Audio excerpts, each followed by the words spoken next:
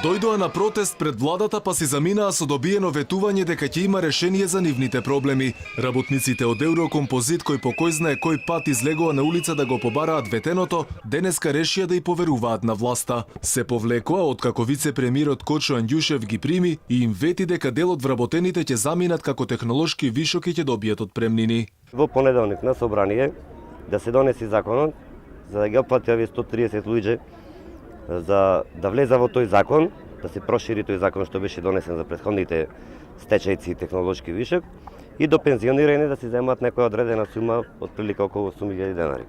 За да се исполни ветеното наредната недела, собранието треба да изгласа измени во законот за приватизација. Од ова ќе зависи исплатата на ветените отпремнини, но со оглед на актуелната политичка состојба во државава и се поизвестните предвремени избори, ова прашање останува да виси. Работниците стравуваат дека власта повторно прави обид да купи време. Ова само уште налага, ќе купа време и не верувам дека ништо ќе биде. Само купување време. Купување време, ништо друго. А времето веќе е купено е, пошто гледаме дека цела држава спрема среда да објава избори, сето пропаѓа. Ова ни е последната надеж. Од ветувањето ништо нема. Сега дојдов овде и ќе ни рече одете до 15 решено е, ќе си појдиме И после истата песна е пак.